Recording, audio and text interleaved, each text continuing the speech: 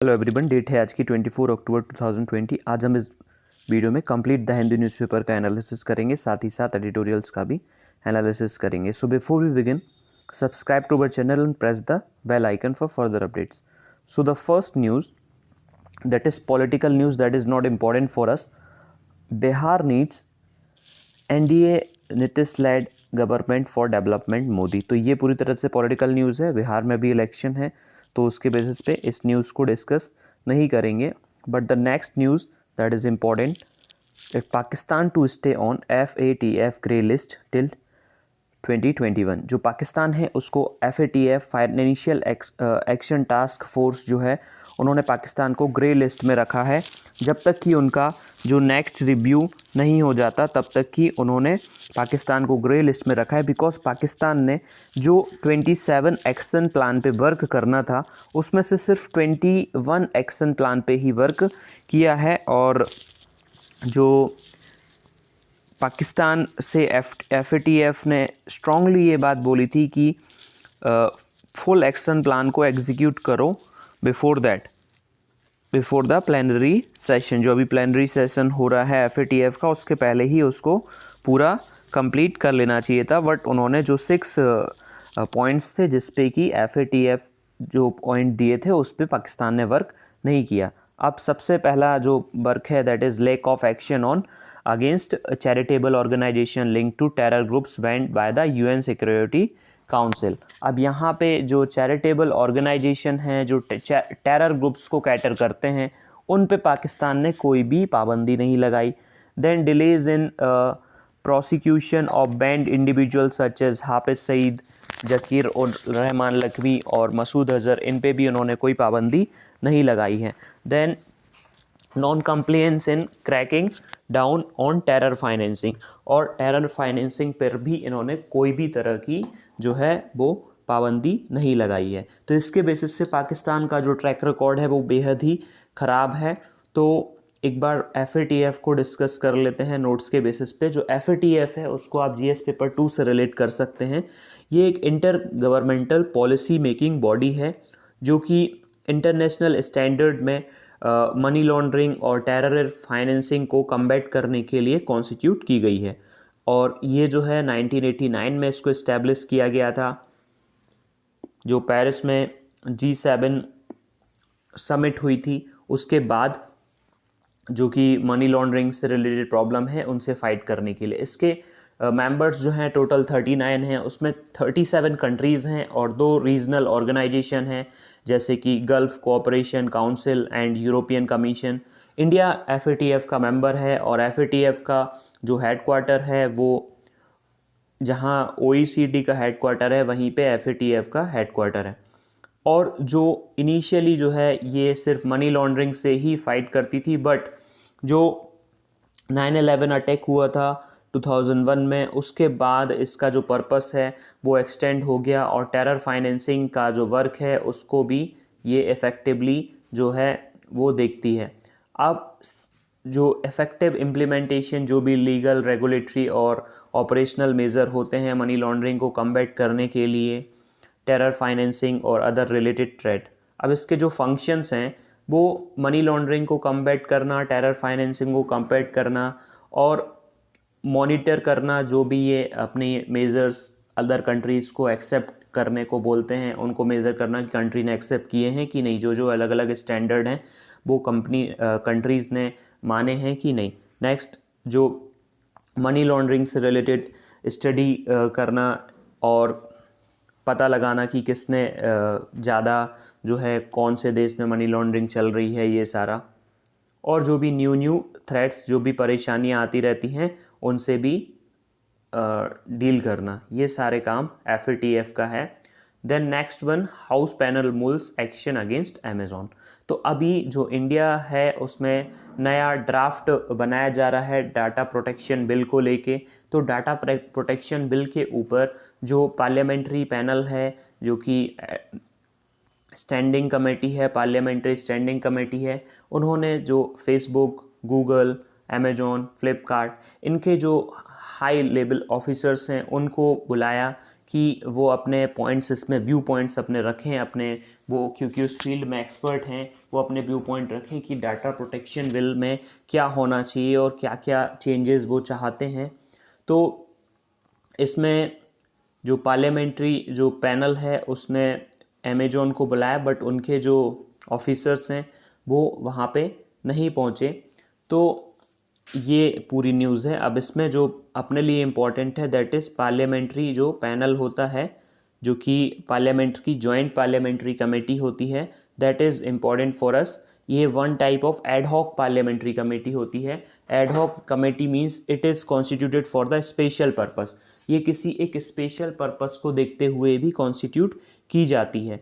अब जो joint parliamentary committee है वो एड हॉक बॉडी है और ये स्पेसिफिक ऑब्जेक्टिव और ड्यूरेशन को लेके बनाई जाती है, और जो भी इसके मेंबरशिप हैं वो मेंबर जितने भी हैं वो पार्लियामेंट डिसाइड करता है, मेंबर अलग अलग हो सकते हैं।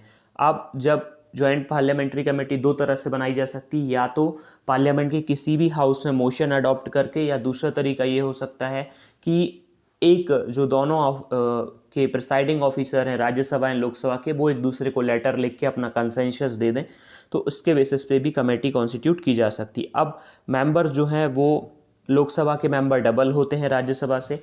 अगर जॉइंट कमेटी में टोटल 15 मेंबर हैं तो उसमें से 5 राज्यसभा एंड 10 लोकसभा ऐसे होते हैं, और अलग अलग भी स्ट्रेंथ उसकी हो सकती है, हर बार अलग अलग नंबर ऑफ मेंबर्स अलग अलग हो सकते हैं। जो नेक्स्ट न्यूज़ है अपने पास that is Kapil Dev stable after angioplasty. ये जो सारी न्यूज़ होती हैं वो आपके एग्ज़ाम के लिए बिल्कुल भी इम्पॉर्टेंट नहीं होती, तो आप अपना जो टाइम है उसको बिल्कुल भी वेस्ट ना करें इनको रीड करके। अगर आप हालांकि मानते हो कि हाँ क्रिकेट आपका फेवरेट है, बट एग्ज़ाम के पॉइंट ऑफ व्यू से आई विल सजेस्ट यू कि ये सारी जो न्यूज़ हैं उनको छोड़ते जाएं, डू नॉट रीड देम।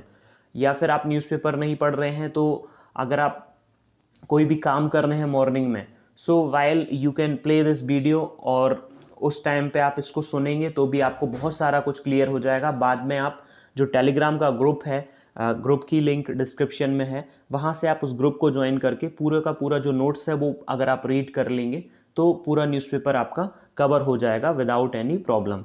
तो आपको पूरा न्यूज़पेपर रीड नहीं करना पड़ेगा। देन ये कोई भी इंपॉर्टेंट न्यूज़ नहीं है। Next important news is Oli moves on Nepal map hints a softer. अब यहाँ पे जो ये न्यूज़ है उसमें जो प्राइम मिनिस्टर ओली हैं नेपाल के, उन्होंने इंडिया को दशहरा की जो ग्रीटिंग्स दी हैं वो ओल्ड मैप को लेके दी हैं। जो ओल्ड मैप जो था नेपाल का उसके बेसिस पे दी हैं। तो नेपाल का जो न्यू मैप है वो उन्होंने रिलीज़ किया था 20 मई को। उसमें जो इंडिया के पिथौरागढ़ डिस्ट्रिक्ट की 3 जो टेरिटरीज़ हैं, जो कि कालापानी, लिपुलेख और लिम्पियाधुरा, ये 3 रीजन्स उन्होंने अपने जो मैप हैं उसमें इंक्लूड कर लिए थे, और साथ में जो है वो उसको अपना जो इंसेजेनिया है, जो उनका जो मेन मैप है उसको दिखा रहे थे। वो पार्लियामेंट में उन्होंने उससे रिलेटेड बिल भी पास किया था। बट अभी जो है नेपाल का ऐसा जो स्टैंड इन्होंने लिया है, इससे थोड़ा जो सोशल मीडिया वगैरह है उस पर जो है लोगों ने अपने बात रखी कि अभी ऐसा इसलिए हो रहा है क्योंकि जो रॉ के ऑफिसर्स हैं, सामंत कुमार गोयल जो चीफ हैं रिसर्च एंड एनालिसिस विंग के, वो अभी नेपाल में वो डिस्कशन कर रहे हैं बिटवीन ओली एंड सामंत कुमार गोयल। तो उसके बेसिस पे ऐसा लग रहा है कि रॉ की वजह से कोई ना कोई ऐसी जो प्रॉब्लम्स हैं वो सॉर्ट आउट हुई हैं। और साथ में जो नेपाल के जो पब्लिकेशन उन्होंने भी रिपोर्ट किया है कि जो 9 मेंबर डेलीगेशन है वो अभी जो रॉ का 9 मेंबर डेलीगेशन पहुंचा है। इसके बाद जो नेपाल में जो आर्मी के जनरल हैं मनोज मुकुंद नरवाने, वो भी जाने वाले हैं। तो यहाँ पे रॉ अपने लिए इम्पॉर्टेंट हो जाती है because we can see here कि इंडिया के जो रिलेशन हैं वो नेपाल से उतने अच्छे नहीं हैं अभी इस कंडीशन में, साथ में चाइना से भी अच्छे नहीं हैं। तो रॉ की उसमें क्या मतलब क्या इम्पोर्टेंस हो जाती है रॉ की उसमें, जो रिसर्च एंड एनालिसिस विंग है।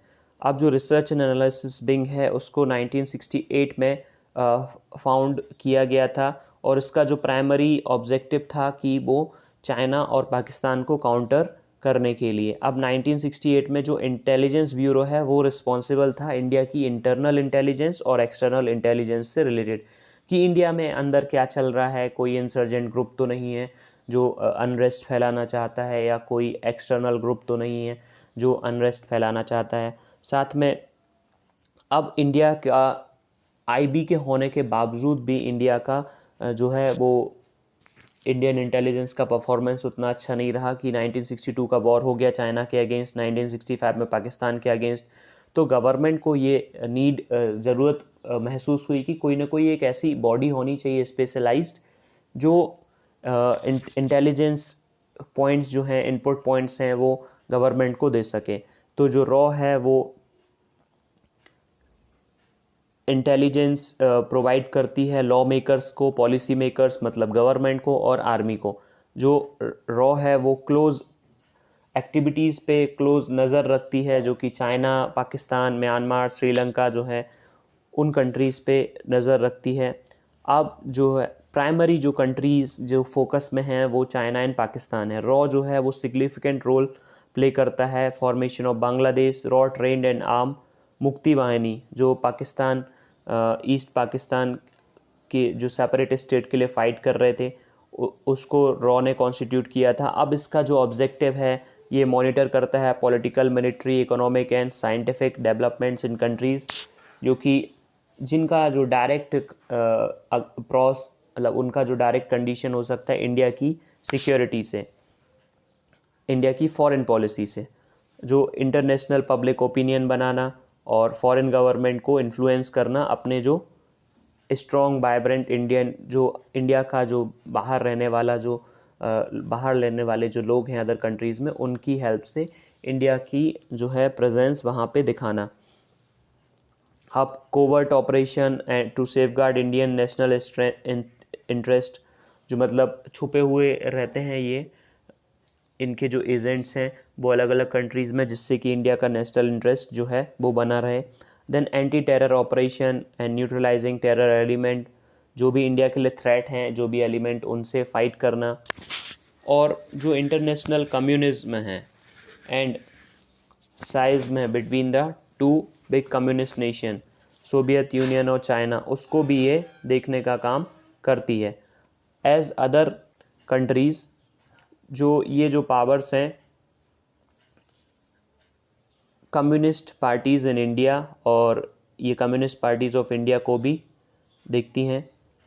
तो मिलिट्री का जो हार्डवेयर है वो पाकिस्तान को ना जाए, यूरोपियन कंट्रीज़ से, अमेरिका से और चाइना से, ये सारा कुछ जो है वो देखने का काम रॉ का रहता है। Then next, government slaps stock limit on onion. अभी हमने देखा था कि गवर्नमेंट जो है उन्होंने एसेंशियल कमोडिटीज़ एक्ट में से जो सीरियल, पल्सेस, ऑनियन, पोटैटो, इन सब को एसेंशियल कमोडिटीज़ की जो लिस्ट है उससे हटा दिया था एसेंशियल कमोडिटीज़ अमेंडमेंट एक्ट पास करके।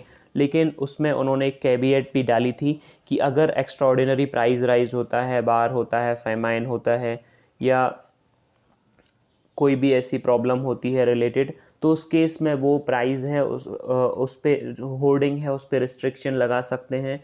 जो उस टाइम पे भी जो प्रोसेसर्स हैं या एक्सपोर्टर हैं उन पे कोई रोक नहीं लगाई जाएगी। लेकिन गवर्नमेंट ने जो ऑनियन है उस पे स्टॉक लिमिट फिक्स कर दी है। होलसेलर और जो कि होलसेलर और रिटेलर है या वेयर हाउस करने वाला, वेयर हाउसिंग करने वाला जो पर्सन है, उस पे एक लिमिट लगा दी है under the essential commodities act, जो क्योंकि ऑनियन की प्राइस बहुत ज़्यादा बढ़ रही है। तो next one is sharp rise in Punjab farm fires during kharif season. तो अभी जो है वो खरीफ सीज़न बिल्कुल एंड की तरफ आ गया है और रबी सीज़न स्टार्ट होने वाला है।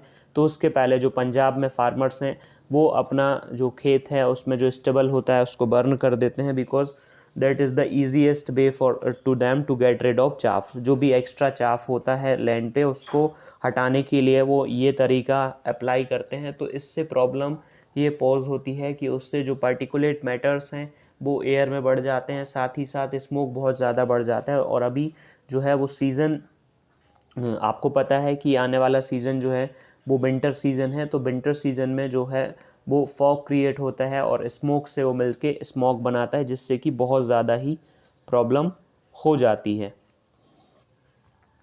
अब इसमें जो आगे next important news is Delhi air deteriorates to very poor category. जो दिल्ली की जो एयर है वो बहुत ही अब पुअर कैटेगरी में पहुंच चुकी है। यहाँ पे you can see here that Delhi का जो नंबर है वो 366 है एयर क्वालिटी इंडेक्स में, और वो 366 जो है वो वेरी पुअर कैटेगरी में आता है। एंड जो इसमें अलग अलग कलर भी दिए जाते हैं, तो एक बार डिस्कस कर लेते हैं। जो एयर क्वालिटी मॉनिटरिंग सिस्टम है SAFAR, system of air quality and weather forecasting, and जो रिसर्च जो है वो नेशनल इनिशिएटिव है जो कि मिनिस्ट्री ऑफ अर्थ साइंस ने इंट्रोड्यूस किया था एयर पॉल्यूशन, एयर क्वालिटी को मॉनिटर करने के लिए। जो भी मेट्रोपॉलिटन सिटी होती है उसमें मॉनिटर करने के लिए एक particular location specific quality of the air quality of the city. अब जो ये सिस्टम है वो इंडिजिनसली डेवलप है, इट मीन्स दैट ये इंडिया में ही बनाया गया है, जो कि Indian institute of tropical management ने डिज़ाइन किया है। और ये इंडिया का जो मेट्रोलॉजिकल डिपार्टमेंट है वो इसको यूज़ करता है। ये जो सफ़र सिस्टम है इसमें जो एक जाइंट LED डिस्प्ले की जाती है जो कि real time air quality index देता है 24/7 कलर कोडिंग के बेसिस पे, और 72 आवर्स पहले ये फोरकास्ट भी करता है। अब इसका जो ऑब्जेक्टिव है वो, इस प्रोजेक्ट का ऑब्जेक्टिव जो है वो पब्लिक को अवेयर करने का है, जिससे कि पब्लिक होने वाले जो एयर पॉल्यूशन है उस एयर पॉल्यूशन के बारे में अवेयर हो और उसको बार बार पता चलता रहे कि पब्लिक का जो यूज़ है, ऑटोमोबाइल्स का यूज़ है, और दीपावली में जो क्रैकर्स हैं उनका यूज़ है, उसको यूज़ करने से पॉल्यूशन बहुत ज़्यादा इंक्रीज़ होता है। देन इससे लोग अवेयर होंगे कि वो मिटिगेशन मेजर्स भी ले सकें। अब ये ऑर्गेनाइज भी करता है, जो अवेयरनेस ड्राइव है लोगों को अवेयर करने के लिए कि वो पॉल्यूशन ना फैलाएं। अब जो पॉलिसी मेकर्स हैं मींस गवर्नमेंट है, उसको भी जो सफ़र सिस्टम है वो हेल्प करता है, जिससे कि वो पॉलिसी जो है ऐसी बनाए जिससे कि इंडिया का इकोनॉमिक डेवलपमेंट हो सके। अब सफ़र इंट्रीगल पार्ट है। देन इसमें जो भी पैरामीटर्स मॉनिटर किए जाते हैं वो temperature, rainfall, humidity, wind speed and wind direction, UV radiation and solar radiation. जो भी पॉल्यूटेंट मॉनिटर किए जाते हैं PM2.5, PM10, ozone, carbon monoxide, nitrogen oxide, sulphur dioxide, benzene, toluene, xylene and mercury. These are all the pollutants which is measured in this. अब जो सफ़र system है वो internationally recognise prototype है, जिसको कि WMO वर्ल्ड मेट्रोलॉजिकल डिपार्टमेंट ने organisation ने recognise किया है। अभी तक आप इधर तक पहुंच गए हैं और आपने वीडियो को लाइक नहीं किया है, चैनल को सब्सक्राइब नहीं किया है, तो एटलीस्ट एक लाइक तो आप कर ही सकते हैं। देन यहाँ पे जो नेक्स्ट न्यूज़ है, DU admission, highest virus, LG, Covid preparedness, man arrested, centre considering, ये सारी जो न्यूज़ हैं वो अपने लिए बिल्कुल भी इम्पोर्टेंट नहीं होती हैं, so we should not read them. अब दिल्ली गवर्नमेंट लॉन्च कर रही है EB policy, then special event for heart, head and healing campaign. अब यहाँ पे जो इम्पोर्टेंट न्यूज़ है वो reply to plea on questioning of notice for UPSC exam. अब कोई पर्सन है, उसने जो कोर्ट में एक पिटीशन लगाई है हाई कोर्ट में, दिल्ली हाई कोर्ट में, कि जो अभी UPSC का एग्ज़ाम हुआ था लास्ट ईयर का 2020 का, उस एग्ज़ाम में जो है वो गवर्नमेंट ने जो डिसेबल पर्सनस हैं उसको 796 जो पोस्ट हैं उसमें से बहुत ही कम पोस्ट उनके लिए, सिर्फ 24 वैकेंसीज रिज़र्व की हैं। हालांकि जो एक्ट है, जो कि डिसेबिलिटी राइट ऑर्गेनाइजेशन है, उन्होंने बोला है कि जो right of person with disability act है 2016, उसने प्रपोज़ किया है कि 4% सीट्स रिज़र्व रहेंगी। तो आखिर ऐसा क्यों नहीं है? तो जो हाई कोर्ट के जस्टिस हैं उन्होंने सेंट्रल गवर्नमेंट से इस बारे में आंसर मांगा है, because this is a violation of 24 section 34 of the rights person with disability act का ये वायलेशन है। देन ये यहाँ पे ये भी इम्पोर्टेंट न्यूज़ नहीं है अपने लिए, ये सारा जो वर्क ऑन न्यू पार्लियामेंट, जो न्यू पार्लियामेंट बिल्डिंग है वो बन रही है और इसका जो वर्क है वो स्टार्ट हो जाएगा दिसंबर में और 2022 तक ये बन के तैयार हो जाएगी। अब इसके बाद ये सारा ये भी इम्पोर्टेंट नहीं है। नेक्स्ट जो अपने लिए इम्पोर्टेंट सबसे पहली चीज़ है दैट इज़ यहाँ पे कुछ एडिटोरियल हैं जिनको आज डिस्कस करेंगे। सबसे पहला जो एडिटोरियल है टेकिंग ऑन द सेंटर, ये फार्म लॉज से रिलेटेड है। सेकंड जो है वो यूएन की जर्नी है कि इंडिया एक आउटलायर मतलब बाहरी बिल्कुल ही अलग कंट्री होने के बाद इंडिया जो है वो एक हाई रोल मेकिंग कंडीशन में पहुंच चुकी है यूनाइटेड नेशंस में। एंड नेक्स्ट ये ट्रम्प एडमिनिस्ट्रेशन ने ये जो है वो वीज़ा पे रिस्ट्रिक्शन लगा दिया है, उसके बेसिस पे है। एंड नेक्स्ट ये एडिटोरियल जो है वो वर्ल्ड हैप्पीनेस और मुस्लिम्स ऑफ इंडिया, इसके बेसिस पे इस एडिटोरियल को डिस्कस नहीं करेंगे। तो ये 4 एडिटोरियल्स में से सबसे जो फर्स्ट एडिटोरियल है वो टेकिंग ऑन द सेंटर। तो जो स्टेट्स है, जो भी स्टेट्स सेंट्रल फार्म लॉज जो सेंटर ने 3 फार्म लॉज जो पास किए हैं उसमें जो सबसे फर्स्ट लॉ है जो कि फार्मर्स प्राइस एश्योरेंस बिल जो है, उस बिल में ये बात प्रपोज की गई है कि जो फार्मर्स हैं वो अपना जो भी उनका प्रोड्यूस है वो मार्केट में सेल आउट कर सकते हैं किसी भी ट्रेडर को। उनको एपीएमसी मंडी में बेचने की जो कंडीशन है वो हटा दी गई है। साथ में जो एपीएमसी मंडीज़ हैं वो उस पर कोई भी जो मंडी टैक्स लेते हैं वो नहीं ले सकते। एंड थर्ड थिंग जो उनके ऊपर रिस्ट्रिक्शन था इंटर स्टेट ट्रेड का, वो रिस्ट्रिक्शन भी हटा दिया गया है। फिर उसके बाद जो फार्मर्स हैं उनको कॉन्ट्रैक्ट फार्मिंग करने के लिए अलग से एक लॉ जो है वो पास किया गया। And third one is essential commodities act. तो ये जो लॉ पास किए हैं इससे जो पंजाब और राजस्थान जो अपोजिशन लेड गवर्नमेंट्स हैं उनका अपना अलग अलग इसमें मत है। तो जो पंजाब है उन्होंने जो स्टेट के अमेंडमेंट्स किए हैं सेंट्रल के जो लॉ है उसको ओवरराइट करने के लिए।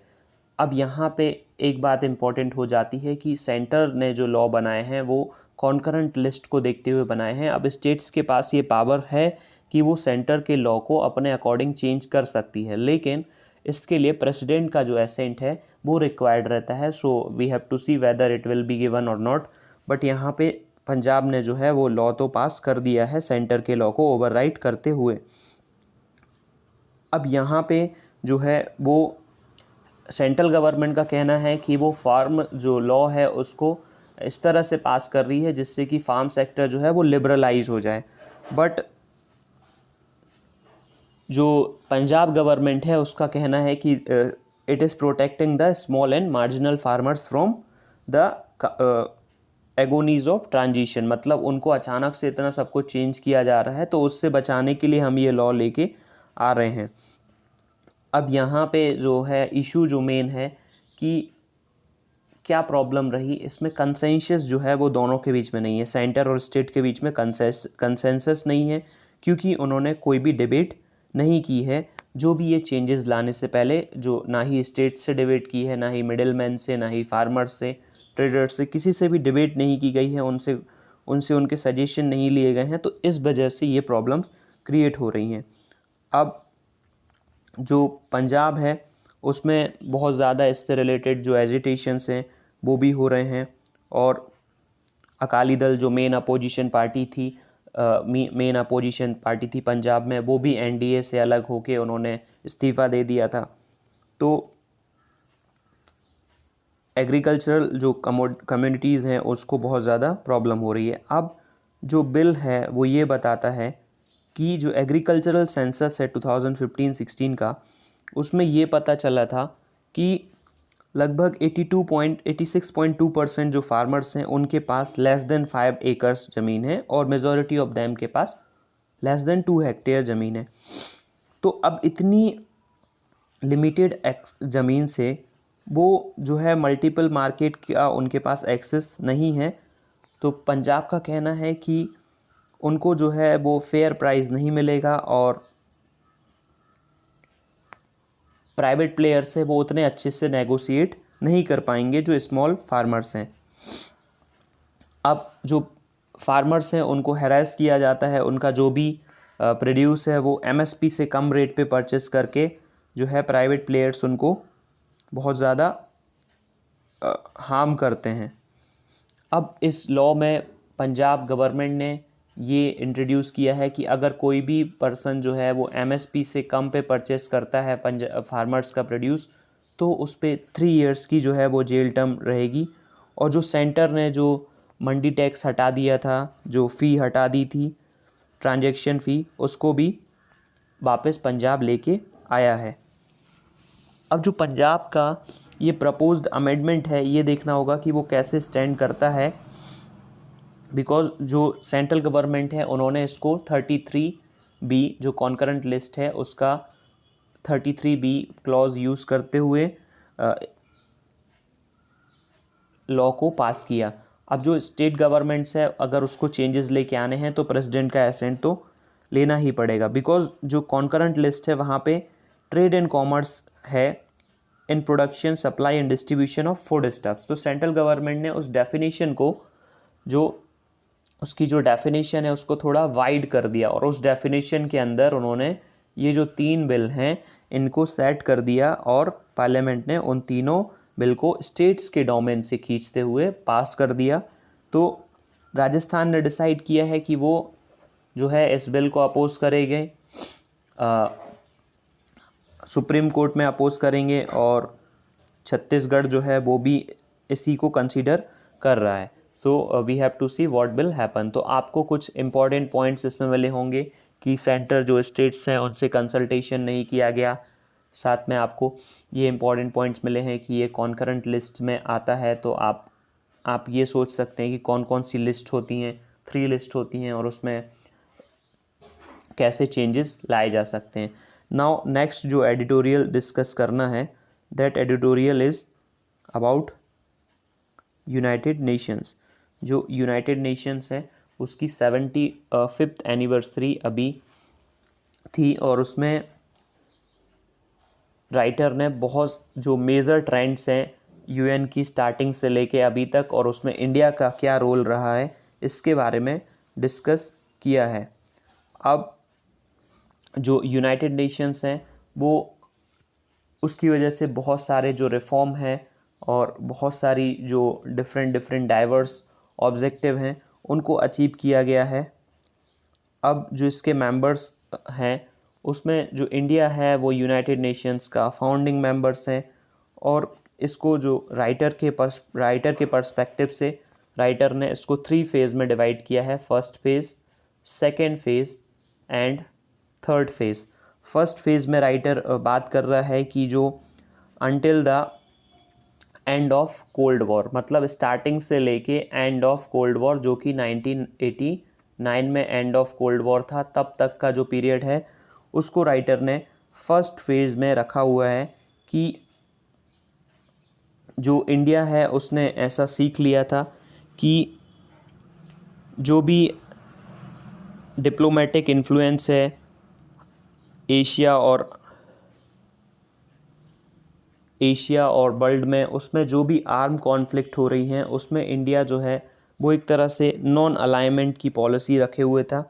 इंडिया किसी के भी साथ अलाय नहीं करता था। जो भी सुपर पावर हैं रशिया और यूएसए, उनके बीच में जो भी प्रॉब्लम होती थी अदर कंट्रीज़ से, उसमें इंडिया जो है वो नॉन अलाइनमेंट की पॉलिसी रखता था, अपने आप को उन कंडीशन से बहुत ज़्यादा दूर रखता था।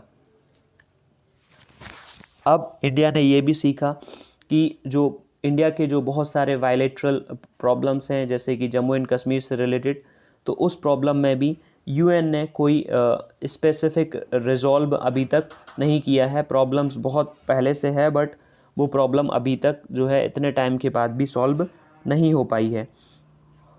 अब इंडिया जो है वो यूएन को सिर्फ रिलेट करता है कि कुछ जो प्रॉब्लम्स है जैसे कि problems related to anti colonialism, anti racism और nuclear disarmament, environment conservation and जो इकोनॉमिक डेवलपमेंट है उसको इक्विटेबल करना, इसी बात पे इंडिया जो है वो यूनाइटेड नेशंस पे रिलाई करता है। अब इंडिया जो है 1988 में जो न्यूक्लियर वेपन्स से रिलेटेड यूनाइटेड नेशंस ने 1988 में जो न्यूक्लियर वेपन से रिलेटेड जो अटेम्प्ट लेके आए थे कि जो न्यूक्लियर वेपन हैं वो अर्थ पे नहीं होने चाहिए, बट इंडिया ने जो है ये सारे जो अटेम्प्ट्स हैं उसको रजिस्ट किया और फिर इंडिया को लगा कि उसको जो बायलैटरल रिलेशनशिप हैं वो बढ़ाने चाहिए। Then next one is second जो फेज़ है वो है 1990 जो चेंज हुआ। अब जब 1990 के बाद में जब सोवियत यूनियन का डिसइंटीग्रेशन हो गया, कोल्ड वॉर ख़त्म हो गया और उसके बाद जो यूनाइटेड नेशन जो है वो यूनाइटेड स्टेट्स जो है वो सबसे इम्पॉर्टेंट जो पावर हो गया वर्ल्ड पॉलिटिक्स में। और इंडिया में उस समय 1990 से 2003 के फेज़ तक बहुत सारी गवर्नमेंट्स बनी जो कि सिर्फ कोएलिशन गवर्नमेंट्स थी, तो जिसकी वजह से इंडिया में बहुत ज़्यादा प्रॉब्लम्स आ रही थी और जो पॉलिटिकल क्लाइमेट था वो बहुत ही अनस्टेबल था। और साथ में जो बैलेंस ऑफ पेमेंट जो क्राइसिस आया था इंडिया में, इसकी वजह से और इंडिया की जो कैपेबिलिटी थी वो सिक्योरिटी काउंसिल और साथ में जनरल असेंबली में वो भी धीरे धीरे चेंज हो रही थी। अब इंडिया की जो फॉरेन पॉलिसी है उसमें भी धीरे धीरे चेंज आया कि जो इंडिया है उसने जो इराक ने कुवैत के जो एरिया है उस पर एनबेक्ट कर लिया था, तो उसके बेसिस पे इराक ने उस पर टफर स्टैंस लिया। साथ में इज़राइल के ऊपर उन्होंने जो इज़राइल का जो जिग्नोइज्म है, मीन्स यहूदी धर्म को मानने का जो सिस्टम है, उसकी जो सुप्रीमेसी है उसको एक रेसिज्म की तरह एक्यूज़ किया। देन कश्मीर में जो मिलिटेंसी हो रही थी उसमें उसको भी इंटरनेशनल पाकिस्तान जो है उसको इंटरनेशनलाइज करने का सोच रहा था, उसको भी इंडिया ने रोका। ग्रॉस ह्यूमन वायलेशन के बेसिस पे पाकिस्तान उसको हर बार कोशिश करता है कि वो उसको इंटरनेशनल स्टेज पे लेके जाए। अब जो यूएनएससी जो है उन्होंने नाटो ने जो इंटरवेंशन किया था यूगोस्लाविया में 1989 पे यूएनएससी का जो विदाउट यूएनएससी की परमिशन लिए, तो इससे इंडिया बहुत ज़्यादा डिस्टर्ब हो गया कि उसकी जो पार्टनरशिप है रशिया और चाइना के बीच में, अब वो किसका सपोर्ट करे, रशिया चाइना का कि नाटो का, because NATO is US led, तो और यूएन का कोई उसको सपोर्ट नहीं मिला। फिर इसके बाद इंडिया को बहुत सारी डिप्लोमेटिक डिफीट भी झेलनी पड़ी, जैसे कि 1996 में यूएन की जो परमानेंट सीट है वो जापान से इंडिया जो है वो लूज़ कर गया। तो यहाँ पे जो मोस्ट इम्पॉर्टेंट है कि इंडिया ने इसके बाद भी जो इंडिया है वो आगे बढ़ा और उसने जो है वो नॉन प्लोरीफेरेशन जो ट्रीटी हुई थी 1995 में उस पर साइन नहीं किया और रिजेक्टेड किया जो कॉम्प्रिहेंसिव टेस्ट बैंड ट्रीटी है 1996 में। और इन्हीं दो कंडीशंस के बाद इंडिया ने जो अपना पोखरण टेस्ट है, पोखरण न्यूक्लियर वेपन जो टेस्ट है उसको 1998 में किया। इन सब बातों को इग्नोर करते हुए भी फिर जो चेंज आया 21st सेंचुरी में, जो इंडिया में ग्लोबलाइजेशन और जो है वो इकोनॉमिक लिबरलाइजेशन की वजह से बहुत ज़्यादा चेंज आया और इंडिया की जो प्रोफाइल है वो बहुत ज़्यादा स्ट्रेंथन हो गई। और इंडिया ने जो अलग अलग कंट्रीज़ की जो पीस यूनाइटेड नेशंस का जो पीस कीपिंग एफर्ट है, उस एफर्ट में अलग अलग कंट्रीज़ में अपनी जो आर्म फोर्सेस हैं उसको भी डिस्ट्रीब्यूट किया, जिससे कि इंडिया एक रिस्पॉन्सिबल स्टेक होल्डर बन के आया। और जो भी नॉन ट्रेडिशनल सिक्योरिटी इश्यूज़ होते हैं जिसमें कि छोटे और हल्के वेपन का यूज़ किया जाता है, उसमें इंडिया जो है बहुत आगे बढ़ के आया। अब इंडिया का जो बजट है वो यूनाइटेड नेशंस में भी बढ़ गया है, 0.34% से जो है वो 0.83% तक पहुंच चुका है। अब धीरे धीरे जो इंडिया है वो यूनाइटेड नेशंस के बहुत सारे जो ऑर्गेनाइजेशंस हैं, जो UNSC, human rights council, world court और फंक्शनल जो कमीशंस हैं इकोनॉमिक एंड सोशल काउंसिल के, उसमें भी जो चाइना और यूनाइटेड किंगडम को डिफीट करते हुए उसके भी जो हेड हैं वो इंडियन हैं। अब इंडिया के जो 2 एफर्ट हैं वहाँ पे यूनाइटेड नेशंस पे, जो कि पहला जो ड्राफ्ट है comprehensive convention on international terrorism, उसको ड्राफ्ट किया गया है, और रिजर्वेशन फ्रॉम अमंग, इस जो टेररिज्म की डेफिनेशन है उसको सेट करने के लिए इंडिया ने कोशिश की है, बट वो कंसेंसस जो नहीं बन पा रही है because of Islamic and other countries.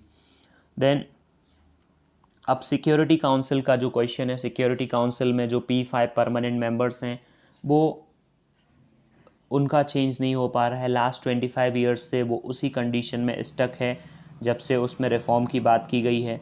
अब जो कुछ कंट्रीज़ हैं उसमें से जो 30 मिडिल पावर कंट्रीज़ हैं जैसे कि इटली एंड पाकिस्तान, वो उनको ये फियर है कि अगर उनकी आसपास वाली कंट्रीज़ को अगर परमानेंट मेंबरशिप मिल जाती है तो इससे उनकी जो बायलैटरल रिलेशन है परमानेंट कंट्रीज़ से वो हार्म हो जाएंगे।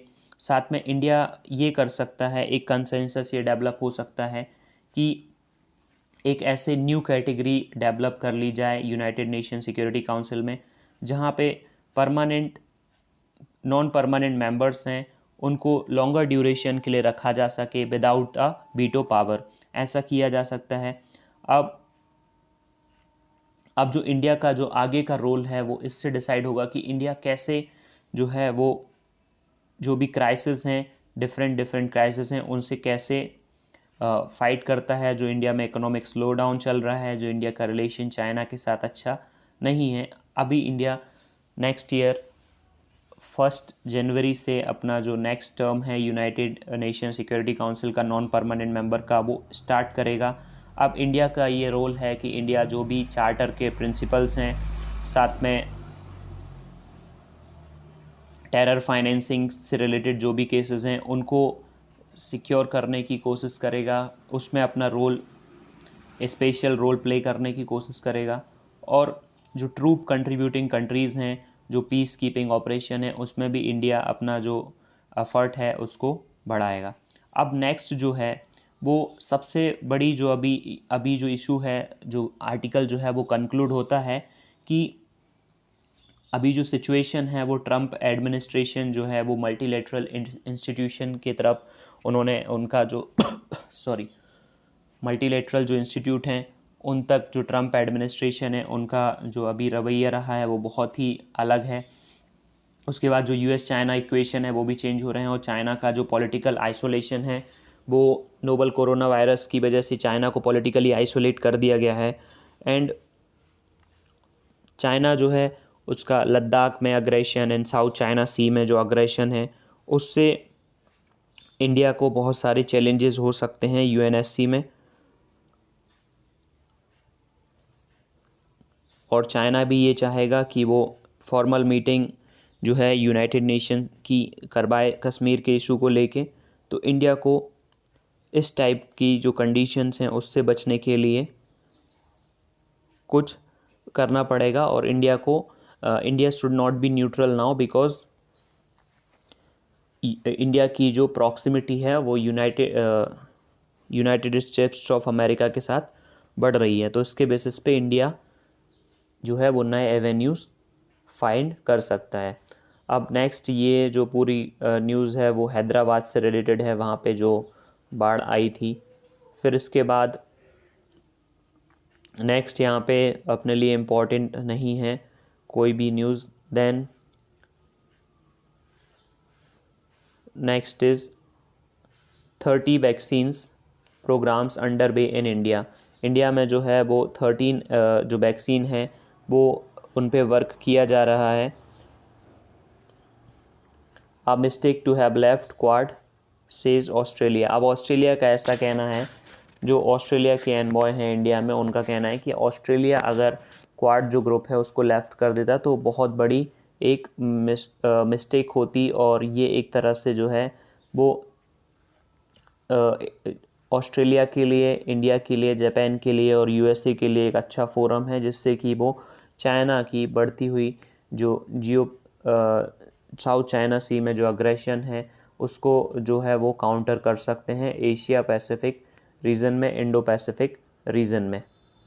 Next, ED summons Punjab CM son Raninder. अब जो एनफोर्समेंट डायरेक्टरेट है उन्होंने जो पंजाब के सीएम है उसके सन को समन किया, तो ये अपने लिए इम्पोर्टेंट नहीं है, अपने लिए इम्पोर्टेंट है ईडी, जो कि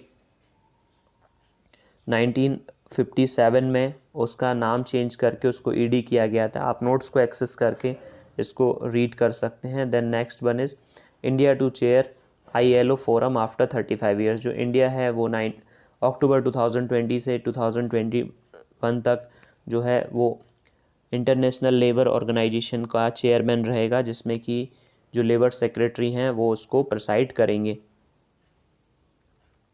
देन नेक्स्ट यहाँ पे इम्पॉर्टेंट न्यूज़ जो है that is from economy page,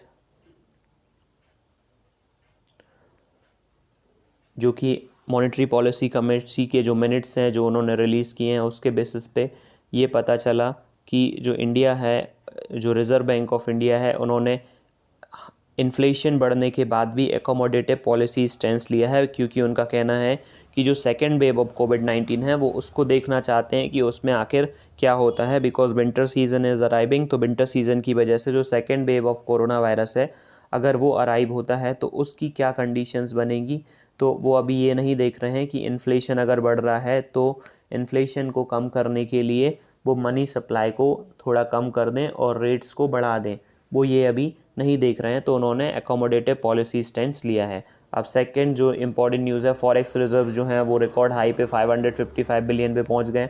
अब यहाँ पे सेंटर ने जो है वो 6000 करोड़ रुपीज़ बोरो किए हैं जीएसटी कंपनसेशन के लिए। इस तरह से जो सेंटर जो है वो स्टेट्स के लिए जो स्पेशल विंडो लेके आया था बोरोइंग की, उससे रिलेटेड बोरो कर रहा है जीएसटी का जो कंपनसेशन है वो देने के लिए। अब यहाँ पे जो इसका कॉन्टेक्स्ट है वो कुछ इस तरह से है कि जो कोविड-19 पेंडेमिक के बेसिस पे जो स्टेट्स हैं उनका जो कंपनसेशन था, उनका जो लॉस था, उस लॉस को पूरा करने के लिए जो सेंट्रल गवर्नमेंट है वो सिन गुड्स पे कुछ एक्स्ट्रा सेस लगाती है 28% के अलावा जो जीएसटी का रेट होता है 28%, उसके साथ साथ कुछ सेस चार्ज करती है। वो सेस जो है सेंट्रल गवर्नमेंट स्टेट्स का जो टैक्स रेवेन्यू है उसमें जो कमी होती है उसको पूरा करने के लिए यूज़ करती है। लेकिन अभी कोविड-19 की वजह से सेस जो कलेक्शन है वो भी बहुत कम हुआ, तो स्टेट्स को जो सेस कंपनसेशन देना था सेंट्रल गवर्नमेंट को वो नहीं दे पाई। तो इसके बेसिस पे सेंट्रल गवर्नमेंट ने स्टेट्स से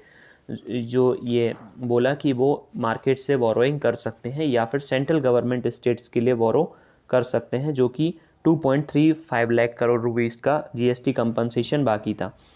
फिर जो 21 स्टेट्स हैं वो 1.1 लाख करोड़ रुपीज़ बोरो करने के लिए तैयार हो गए, और फिर सेंटर ने भी अनाउंस कर दिया कि वो स्टेट्स के लिए बोरो करेगी।